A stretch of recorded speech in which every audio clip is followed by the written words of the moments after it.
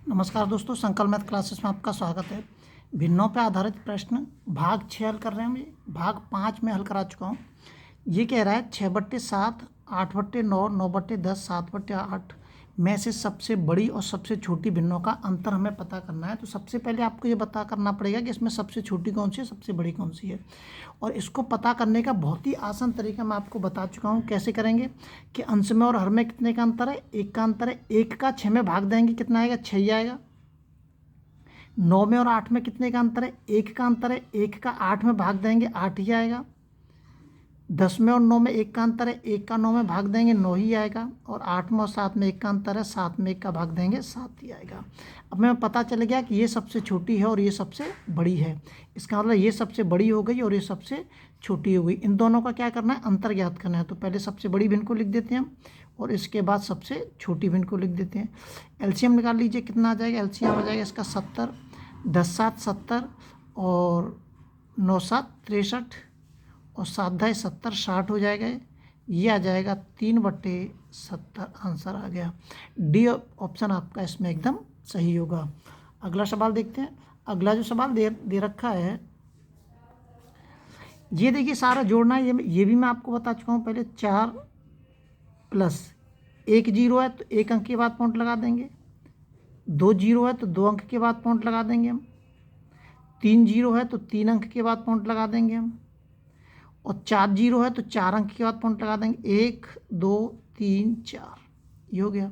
अब इनको जोड़ दीजिए। इधर जोड़ देते हैं एक साइड में हम 4, इधर एक अपनी तरफ से 0 बढ़ा देते हैं हम। पॉइंट के 4 0 4। ये ध्यान रखना है, जो पॉइंट है वो ठीक सीधे में ही आने चाहिए, चाहे संख्या हमारी कहीं पे भी जा रही हो। इससे हमें कोई फ़र्क नहीं पड़ता है। 4 4 8 8 और 12, ये आपका आंसर होगा। 12.884 बी ऑप्शन इसका इसमें एकदम सही हो जाएगा। अगला सवाल देखते हैं। अगला ये वाला सवाल आप अपने आप करेंगे। जैसे ये वाला सवाल है जो ऊपर अभी मैंने किया, दूसरा सवाल बिल्कुल सेम ऐसे ही है, इसको आप अपने आप कर सकते हैं। अगला सवाल देखते हैं। अगला सवाल दे रखा है, ये कह रहा है कि -5/7 में से क्या घटाया जाए, कितना प्राप्त हो जाए। इतना प्राप्त होना चाहिए, जिसकी प्राप्त करने के लिए कहता है इसमें से उल्टा इसको घटा दीजिए, आपको उत्तर मिल जाएगा।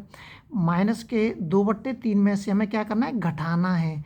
क्या घटाना है, -5/7 को घटाना है। माइनस और माइनस क्या हो जाएगा, प्लस हो जाएगा। तो यहाँ पर क्या हो जाएगा, प्लस लगा देता हूँ मैं। एलसीएम कितना आएगा, 21 एलसीएम आ जाएगा। 3 7 21 -14 और 7 21 + 15, कितना उत्तर आ जाएगा, 1/21 आपका उत्तर आ जाएगा। डी ऑप्शन हम इसमें एकदम सही हो जाएगा। ये सभी सवाल आए हुए हैं, ध्यान रखना। मैं जितने भी सवाल आपको करा रहा हूँ, ये रीट में या हरियाणा के टेट में या बिहार टेट में या एमपी टेट में, किसी ना किसी में आए हुए सवाल मैं आपको बता रहा हूँ।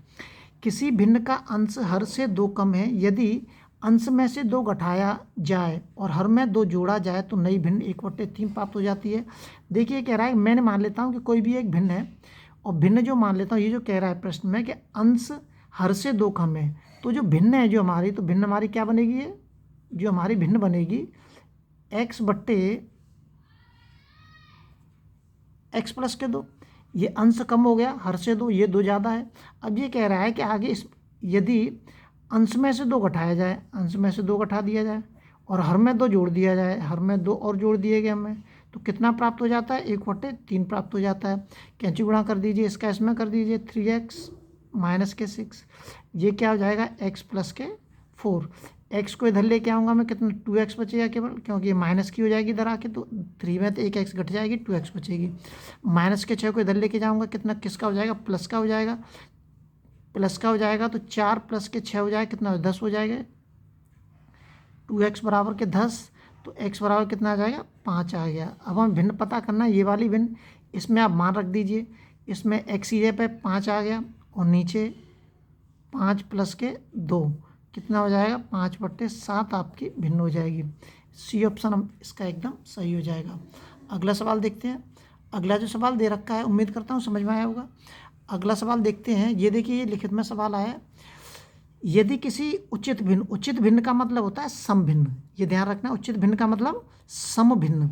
यदि किसी उचित भिन्न के अंश उचित भिन्न के अंश या सम भिन्न के अंश एक ही बात है।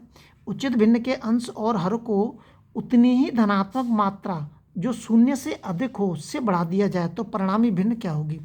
ये कह रहा है कि यदि कोई भी भिन्न है उसमें भिन्न के अंश में और हर में ऐसी संख्या जोड़ दी जाए जो शून्य से अधिक होनी चाहिए, लेकिन वो समान जोड़नी है हमें।